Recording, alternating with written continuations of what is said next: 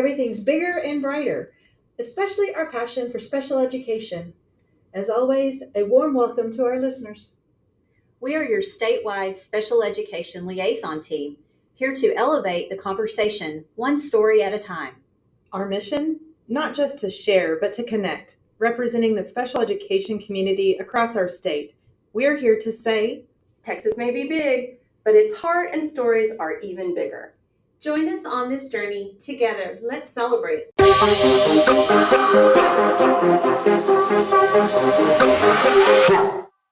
Just kind of go around and introduce who's here in the group. I'm Patty Garcia, Region 14, and we do have a special guest. So I am Angi Thomas. I am the Special Education Behavior Consultant here at Region 14. I'm Monica Quesada from Region 19 here in El Paso, Texas.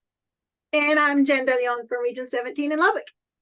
And also with us, I'm Cody Martin. I'm the other special education liaison here at Region 14. we did invite our special guest, Angi Thomas from Region 14, our special consultant, because we really wanted to kind of connect the dots for our audience with Merkel's story. Angi has done a lot of work with them. She's our service center behavior consultant in special education. So she's also going to share some things with us too, that maybe you as an audience can take back and use at your districts or even just as parents as well. So Angi, can you start by introducing yourself and sharing a bit about your background and experience in the field of special education and behavior consultation? Absolutely. So I've been in education for a little over 22 years. I spent 12 years in the classroom. 9 of that I was a special ed certified teacher. I had my own special ed classroom for a while, but then I went back into the gen ed setting. We did inclusion at all the campuses that I taught at. So I was special ed support inside of the classroom, so I could, play that dual role. And then I've been at the service center. This is my 9th year at the service center. And so I spent the first 3 years here as one of the curriculum consultants, and then moved into this position.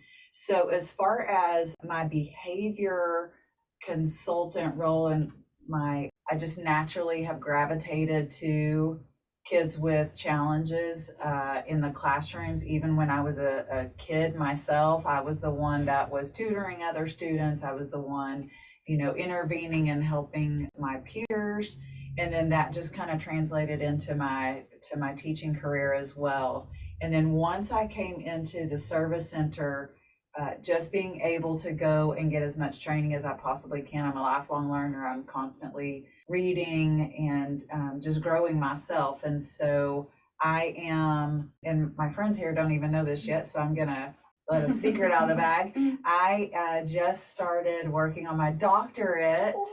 And so I'm getting, thank you. So exciting. So it is exciting. So I just have this passion for kids who come from backgrounds of trauma, which a lot of our kids we know, especially after what happened a couple of years ago, most of us have experienced some level of trauma. So I am getting my doctorate in community counseling with a concentration in traumatology. So these are just the kids that I really have a heart for, and the adults working with those kids. Just want to be able to give them the tools. I know oftentimes when I was in the classroom, I didn't have the tools, or I didn't know where to go get the tools. And so I was constantly searching that out for myself. But I know that teachers are under a lot of pressure. So if I can help with that, that's what I want to do. So. Okay, I want to clarify something real quick. You said or your doctorate in community counseling, and did you say traumatology? Traumatology, yeah. Okay, can you explain that just a little bit? Well, it's through Liberty University, so this is brand new. I think we're actually the second cohort to go through. And so everything that we do is based on and through the lens of trauma responsive evidence-based practices. Everything is, we talk and work through research through the lens of multicultural settings and lenses. And so nothing's off the table, but it's more also about bringing, it's almost like wraparound services. So it's about bringing everything and everyone that is involved with this person into the problem solving process and being able to truly build a support system that includes that community lens, but the foundation is on trauma. So thank you for investing in that. So I'm excited. So Angie, a few weeks ago, liaisons had the privilege to hear from Merkel Middle School's success story on changing the climate and culture of their campus. You have been credited for being a part of the success. What are some high points that you think would help our districts or help those districts out there that may be struggling with the climate and culture in their schools? Okay, first of all, I just have to say, like, what an honor and a privilege it has been for me to work with Merkel Middle School. I actually lived in Merkel for 17 years. I taught on that campus at one point. So I had a personal investment in that campus and in that community. So this work was very personal for me. But I would say, just starting with leadership, it starts with leadership. And it takes time. And I think we live in a society right now where everything is so, we need it to be automatic. And complex change takes 3 to 5 years. And so through your conversation with Merkel, you know, they're moving from year 5, we're into almost year 6 of implementation. And in the middle of that, we had COVID. Mm-hmm. So it takes time. It takes everyone feeling like they have choice and ownership and voice and autonomy.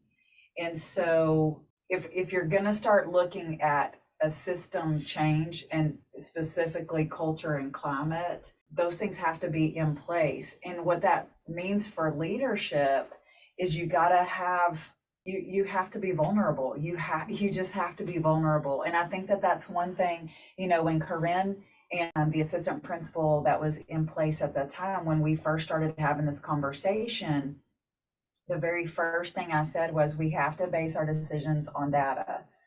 Well, what does that look like with climate and culture? Well, we need to do a climate and culture survey. So we did that. And then when they pulled that data, man, it was, you know, not what they were expecting. I think they were expecting some of it, but they really weren't expecting the degree of what was Honesty. shared. Oh, yeah. Honesty. Yeah.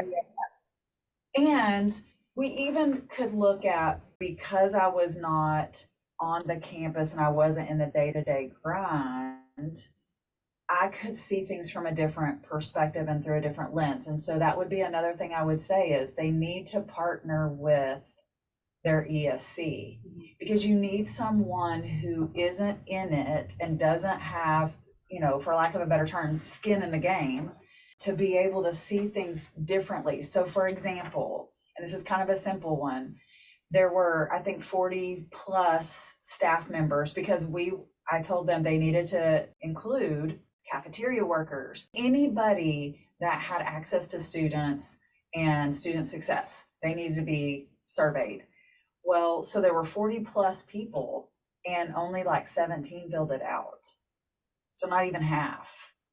Yeah. So we kind of talked about, what does that mean? What does that tell us?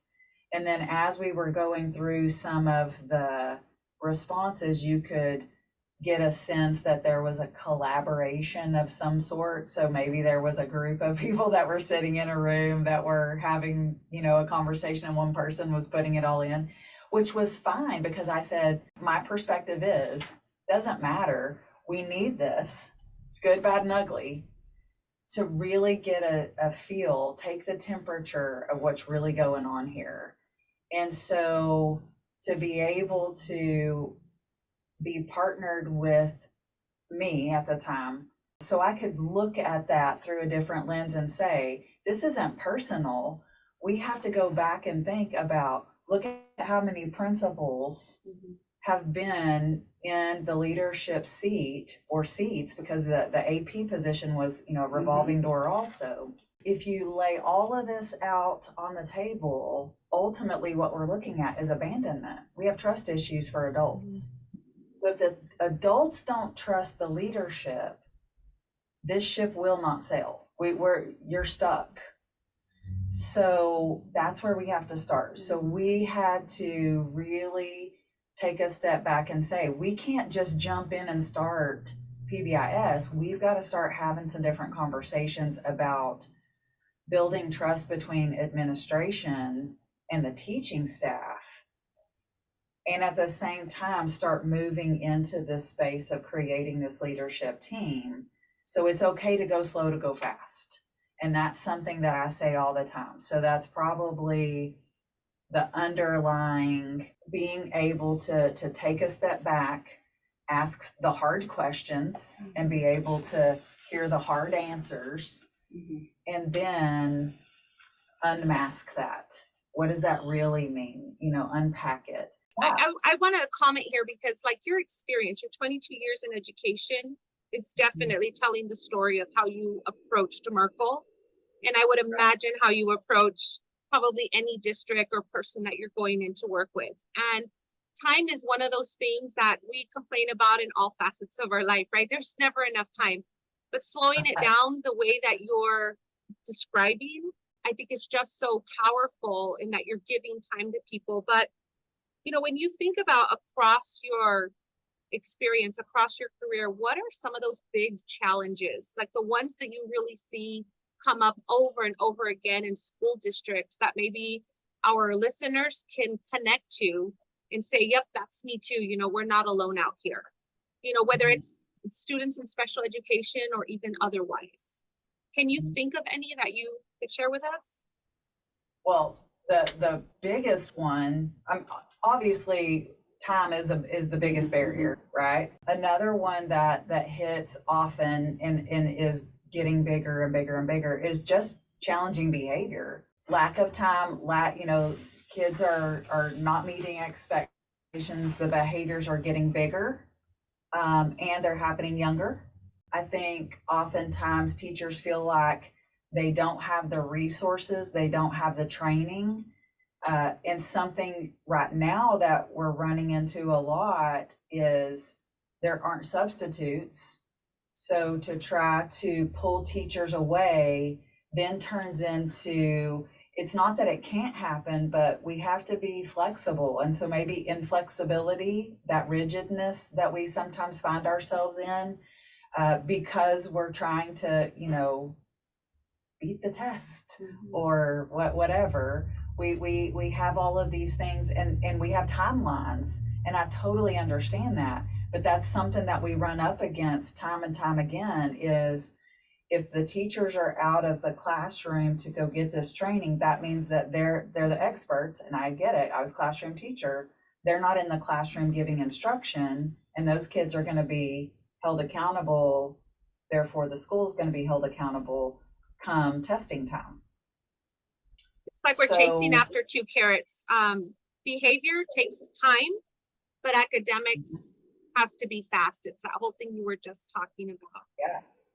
You said something about behaviors happening younger, Angie. Is it certain behaviors that we weren't used to seeing? Oh yeah, I mean, when I talk to other behavior consultants, across the state, they're seeing the same things. We have kids that are coming in, that are already addicted to drugs. We have kids that are, clearing rooms and they're 5 or 4, throwing chairs, banging their heads up against the walls. They don't have the social emotional regulation skills, which, none of them technically have that anyway because their brains aren't fully developed. But we're seeing behaviors coming now into schools, but I'm just more and more, we're getting calls, kids younger and younger, cursing out teachers, being physically aggressive and violent towards their teachers and also towards their peers. it just has trickled down. I am seeing more and more also kids who are homeless, kids who are being abused, both physically and sexually, and emotionally, verbally. Lots of abandonment going on. We have a lot of kids that are using illegal substances because their parents are giving them to them, or they're just in the space where those things are happening. And so secondhandly, they are becoming addicted to, the secondhand smoke or the residual stuff that's on the counter, all the things. So more than ever, ESC's always been important, but it's almost even more as a push in now because our teachers cannot leave to get the training to deal with these issues, but they're real world, right? We can't educate a child till basic needs are met. And those basic needs they're struggling for bigger reasons than they even understand. But to push in as an ESC and come to the teacher and come to the school to provide those resources is an even bigger critical need right now. Yeah, most definitely. I that's probably where I spend the majority of my time, is going out into classrooms, or at least starting the conversation. One of the great things that has come out of COVID was being able to Zoom with people, or get on Google Meets, or using that digital space to start some conversations, allow me time to maybe do some research, or kind of get some things together before I go out and really utilize our time better. But I do spend a lot of time in the classrooms coaching and modeling, and working with administrators on how to work with their teachers. And it's I think completely changed the face of, there's not a lot of stand and deliver. I do a lot of that training in the summertime. It's more in the moment, on the job training, if you will, which is great. It's powerful. Absolutely. I want to go back a little bit to you had mentioned when you were kind of describing the work situation, or the situation, I should say, in Merkel. You had mentioned that they were, it was a revolving door for administrators. We had changes, constant changes. We had abandonment issues. We were trying to cultivate that trust just to be able to move forward and to be able to get to where we needed to get to. The surveys you mentioned were not, you only got less than half. And you said there was a lot of good, bad, and ugly.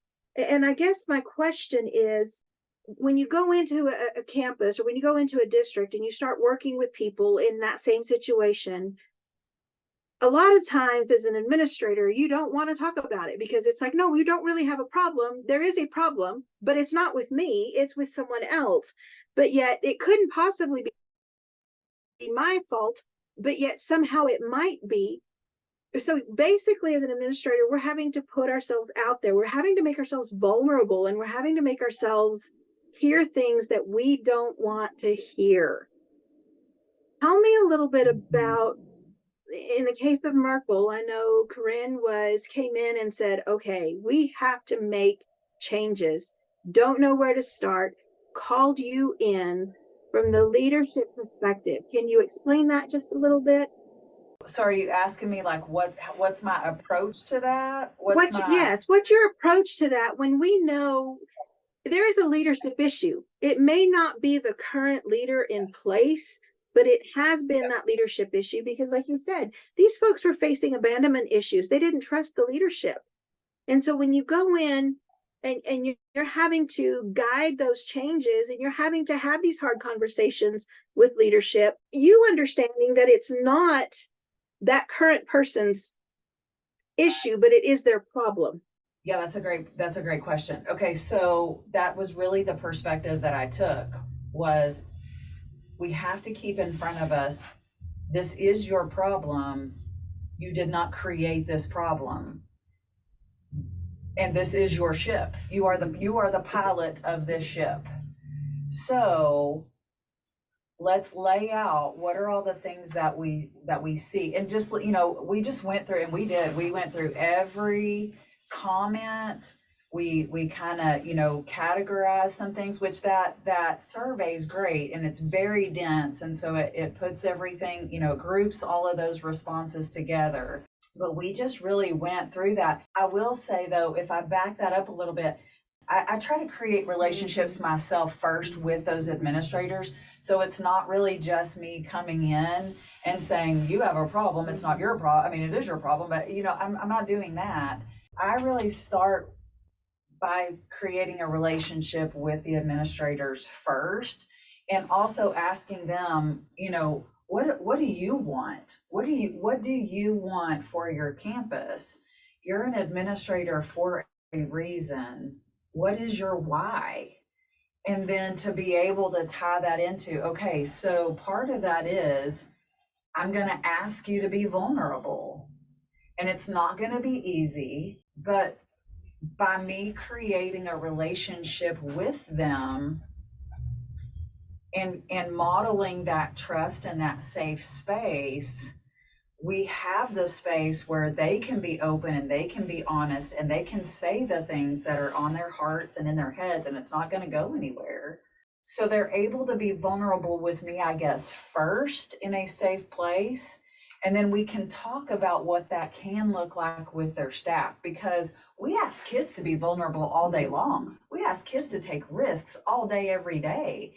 And oftentimes we don't, as the adult, and I know early on in my teaching career, I didn't think about this consciously, about creating that safe place for kids to take risk. I just knew I was supposed to ask them to do it. And so that's what I did. And so I think that we kind of model that. You do what I ask you to do, but yet we don't do those things ourselves. So going back to it, it's a top down. And if as an administrator, I can't be vulnerable, then how can I ask my teachers to be vulnerable? And how can teachers ask kids to be vulnerable and take risks if we're not, as adults, willing to do that?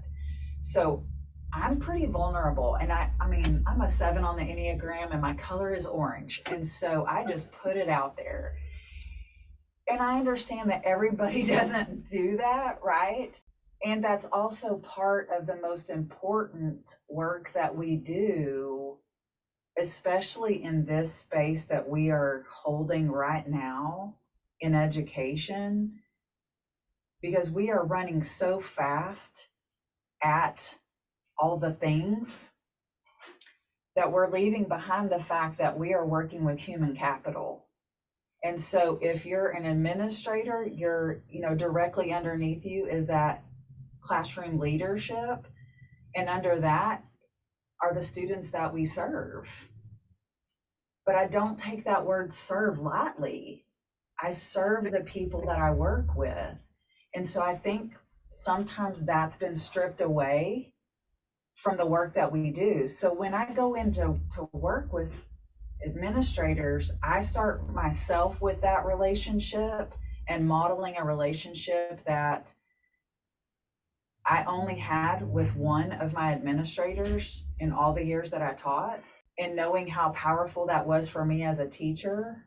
I just model that because that's the same thing that has to happen with the teachers, and then it just trickles down to students. So that's kind of the long answer of that's how I start the work with them, to model with them being vulnerable, and I use examples from when I was in the classroom. I was very vulnerable with my students. I asked them when I got finished doing an assignment or a big project with them, I asked them to grade me. How did I do on this? What were the things that I did well as a teacher? What else could I have done to do this better? What did I miss? And I had a lot of kids that would say, man, you missed a really good teachable moment the other day when XYZ happened. And I'd be like, oh man, eek. So if we want those things to happen with our teachers and with our students, we have to model that as leadership too. Mm-hmm. So I just try to start by doing that with the administrators. Right. And I definitely agree with you. We're asking our kids to be vulnerable every single day. And even as a teacher in the classroom, it was like, nope, nope, it's do as I say, not as I do. And that is that mentality that we have to kind of get away from, because, and even as an administrator, it was like, oh yeah, I want you to do this, but I might not do it myself.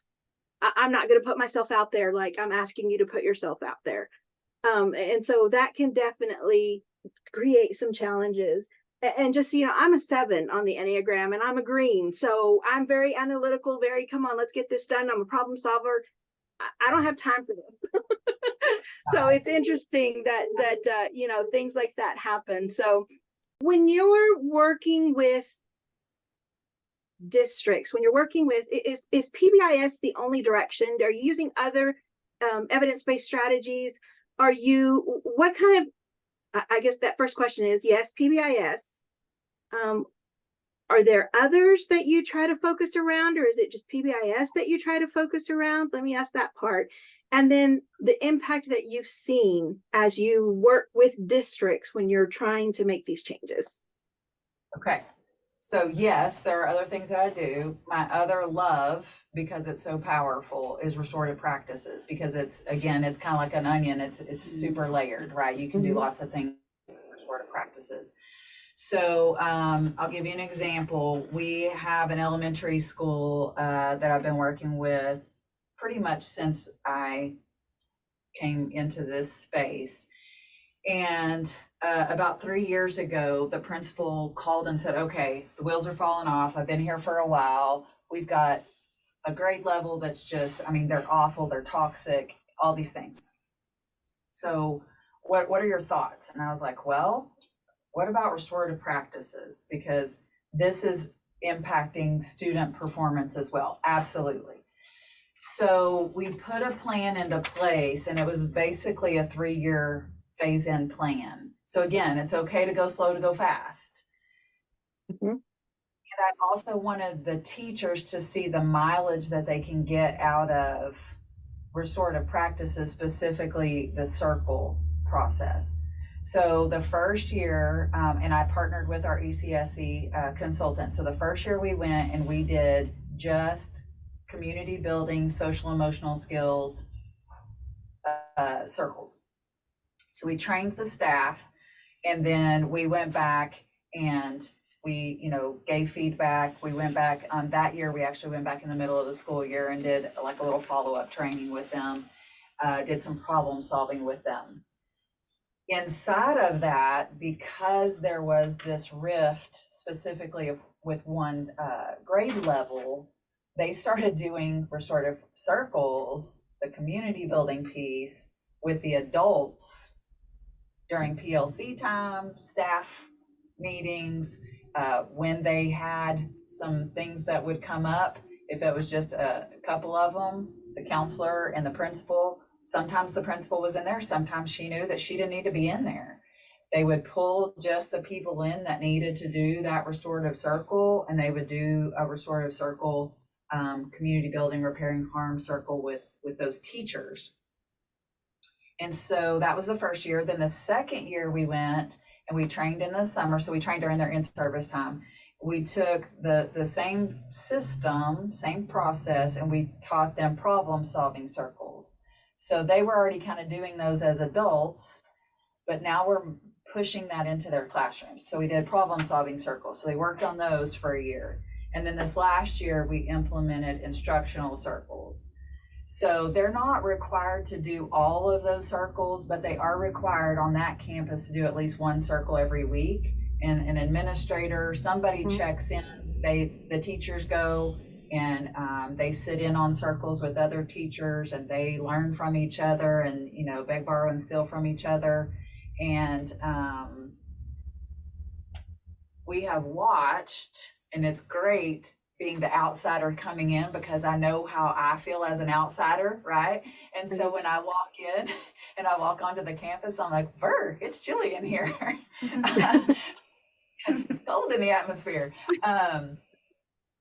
And we do the training, and then we allow them that space to practice and to learn. And we come back in and we model and we practice and we do with them and observe and give feedback. and then we leave, and then we give them some more space, and then we come back in, and you can feel the temperature rise. You can feel that climate and that culture shift for them. That's been very powerful. So they, you know, I'm in very close contact with them. And so every once in a while I'll get an email, or I'll get a phone call from the counselor, from one of the teachers that'll say, okay, you know, this is the first grade and this is, we're thinking this. What do you think about this? Absolutely. Okay, can you help us with? Yep, absolutely. So, you know, just providing that ongoing support, but you can watch that thermometer change. And now when I walk onto the campus, it's like, oh, wow, It's beach day. I love this. Yeah, this feels comfortable and cozy, and I don't get all the pricklies when I walk in. You know, some schools do the paint the rocks, and, you know, they give little inspirational rocks or whatever, and all that stuff is great. But if it doesn't really hold meaning, if it really doesn't change the climate and culture on the campus, then it's just stuff. And it's just wall decorations. So when I walk onto that campus now, I know, like even as I'm not really an outsider anymore, but I walk in and you can just feel it. Parents walk in, you can feel the difference when the secretary has a completely different demeanor because she's a part of the team. She's included in the circle town. That changes how she sees herself as the first person to receive people when they walk in the door. That's it. That's huge. Yeah. So everybody's impacted, and I love it. So that's another big one that I love. Absolutely. Yeah. I mean, we're going to have to get you a t-shirt that says like the Queen of Adaptability, because it's just so many examples that you've given where you come in and you listen first and you watch first and you pay attention to all the nuances happening around a school, in a school, and including everybody that could, again, support kids, that help them grow. You know, and as with the adult level, with the adult area, you've already kind of really shown us what you do with adults. And I can only imagine how amazing that is, what you do with children. But let's step back, and I want you to just think about something that maybe has happened with kids with disabilities, a way that you've maybe had to look through a different lens. Even just one example. I know our listeners want to take away everything you've said, and then they want those little nuggets that they can put in their pocket, but maybe something you've done when you've worked with a specific population or a variety of them that just really got some great results for those students and the staff.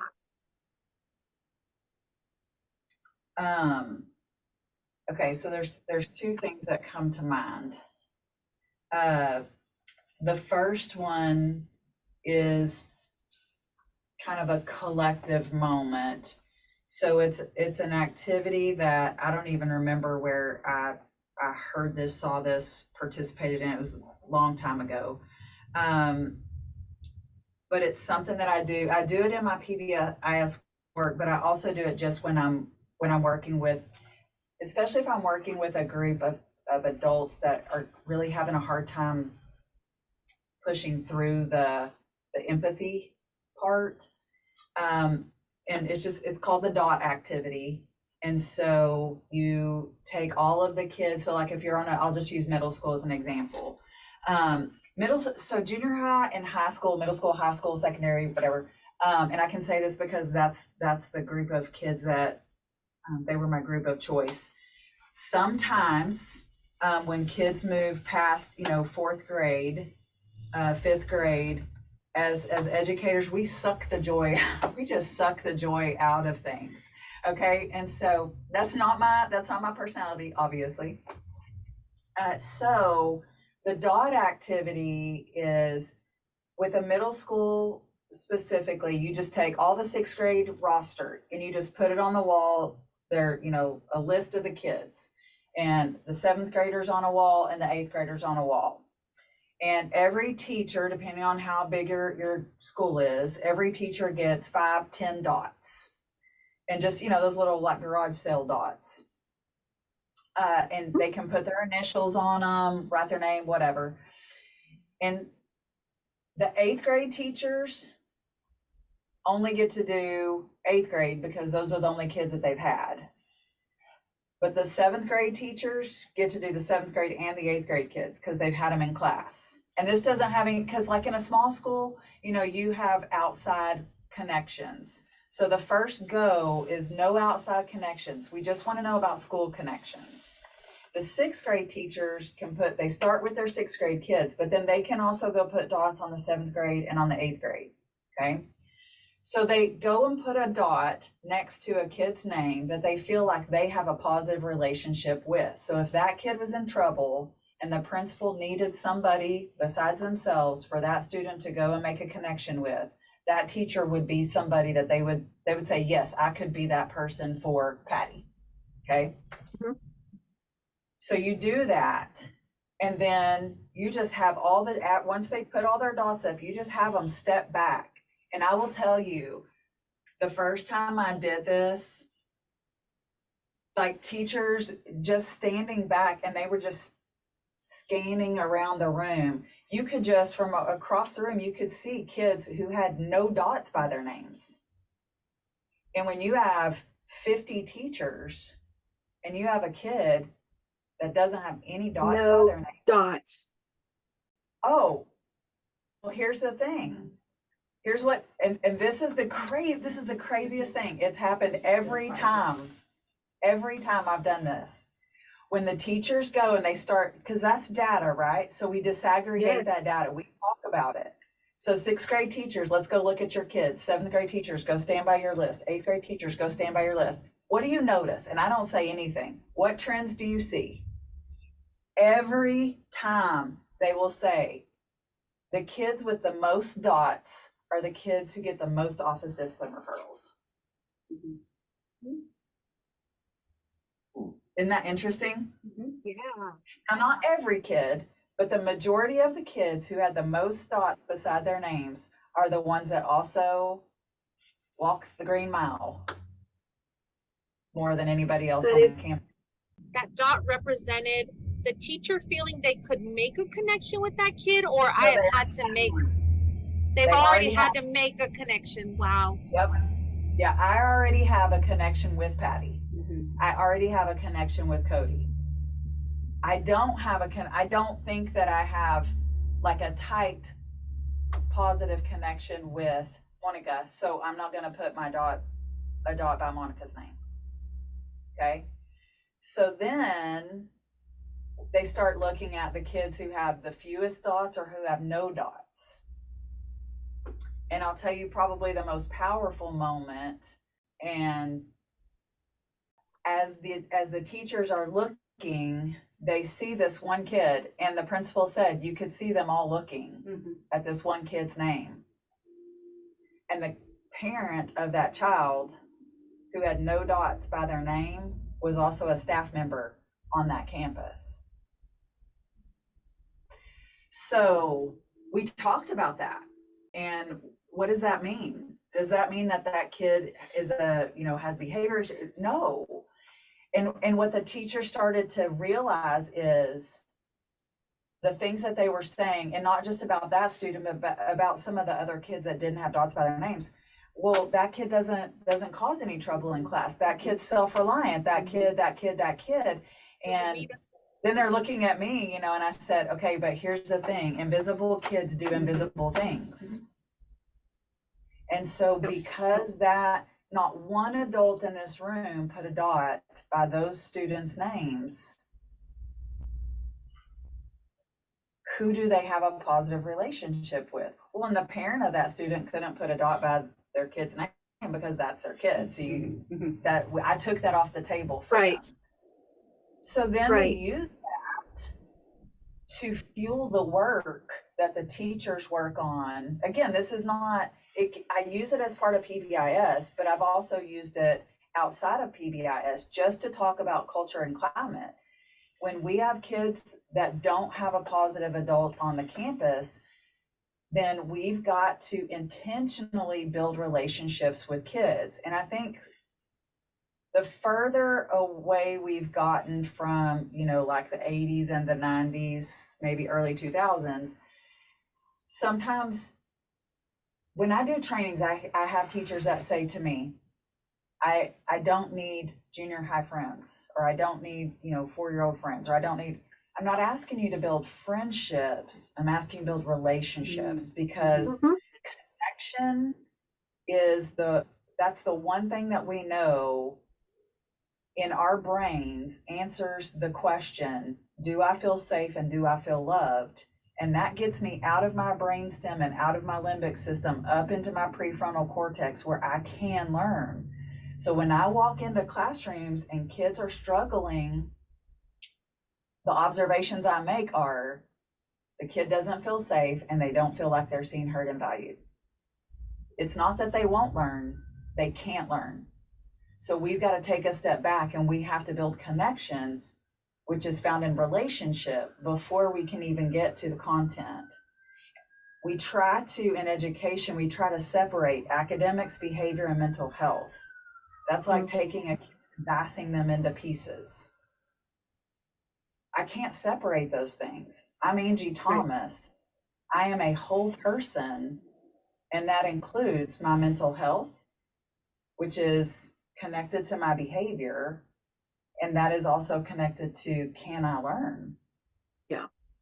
So that dot activity, man, I'm telling you, the next thing you know, the teachers are like, hey, you know what? I can build a relationship with this kid. And so they started like, he's going to be the kid that this is the kid I'm going to intentionally try to build a relationship with. And so the next thing we knew, by Christmas, every kid had dots by their name, at They least get one. 10 more dots, Angie? Did they get 10 more dots, or they move their dots? Well, so I kind of let them decide how they want to go back and relive that moment. It's hard if they use all different colored dots to go back and do it again. So they can go, like, sometimes they go in and they'll put, like, beside each kid's name, they'll just do a blank one again. But then after the teachers have gone and put their dots, then they'll go back and, like, the administrator will go in and put, okay, so Angie last time had 6 dots by her name, Patty had 7 dots by her name, Cody had 2 dots by his name. And then we look at, okay, so last time Cody had 2, this time he's got 8. Okay, we're good. Right? And so it's just this constant motion of, are we intentionally trying to stay connected, adults to students? And then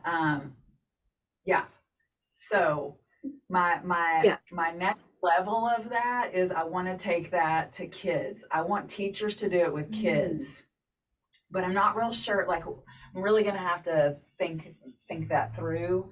And when you do, we'll be back. Okay. But that's kind of the next level of that work, because it seems like such a simple activity. And that's what Cody and I were talking about. It seems like such a simple activity, but it is probably one of the most powerful activities that I've done with adults, to bring in that connection piece, and really make it visible for them. I want to highlight what you said about, I'm not asking you to build friendships. I'm asking you to build relationships.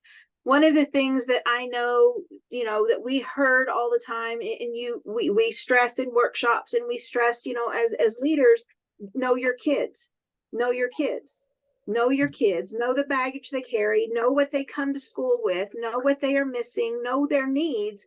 But nobody really stresses building that relationship with that child once you get to know what baggage they bring with them. What are you supposed to do once you know the information that you need to know? What are the next steps on that piece? I think that we forget that because we don't want to get involved, or we don't want to be viewed as part of the problem. We want to try to help, but not knowing what to do, what those next steps are. And so I think that's what I wanted to highlight, was that important piece. A relationship is not the same thing as a friendship. A relationship is that connection to where we are helping kids move forward, instead of being their friend and just, passing happy-go-lucky time. There's a difference, and that we definitely need to stress that difference. So thank you for that. Yeah, absolutely. So I know, Monica, you were wanting to say something, so I'll let you say something and then we'll close it up, because thank you so much. Wow. We really could. I could listen to you forever, Angie. I honestly could. I think your energy is phenomenal and your passion for what you do is just so amazing. But, you know, I will always defend and always say, because I was also a teacher, that teachers come with the biggest heart, and our intent is always to have those relationships, but it gets lost in the busyness of other stuff. Education, you know, the education part being a part of it, but then we forget. And so just this one little nugget that you've shared gives us the opportunity to go back to why we went into education, which is about relationships with kids. And I can see people saying, I'm running to Walmart, I'm running to Target, I'm going to pick up those dots and let's start at whatever scale we can, because it just puts you back where you want to be, which is making sure kids know that they're loved and cared for in school, right? I think that's amazing. Absolutely. Thank you, Patty, for letting me Absolutely. finish that. So one of the other things I want to, which they'll hear as they listen to this podcast, but you spoke about safety and creating a safe space and relationships and going from, you know, starting with the administrator and then the teachers. And that's what Corinne mentioned too, when she shared her story. She gave power to those teachers, and those teachers in turn gave power to those students, and they build leadership within those students too. So what you're doing is impacting a large amount of people, and hopefully our listeners are impacted by your story and Corinne's story as well. I know that Cody and I appreciate everything that you've done, and we're so blessed that we get to call you co-worker, and I'm blessed that that I get to go and observe some of the things you do and help out with some of the things you do. Yes, this was just a little nugget of the skills and some of the things that I've seen you do and talk about. And we go on forever because there's so many things that you can do with kids, but I think you know that it starts at that moment of just having that conversation and building trust and making it a safe space. So thank you, Angie. Any last words? You're welcome. No, that's really, if there's one takeaway, it's about holding the space and being safe, being a trusted adult to adult, and adult to student. It's all about not just relationships, but it's about the connection. And so that's where it starts. That's where culture starts. That's where learning starts. That's really the foundation of everything, is being connected with each other. So, yeah. And we will have you back, because once a sped talker, always a a sped sped talker. talker. That's okay. Well, I love y'all. All right. Okay. Okay, well, Thank you so much. That was really thank fun. you. Thank you, Cody.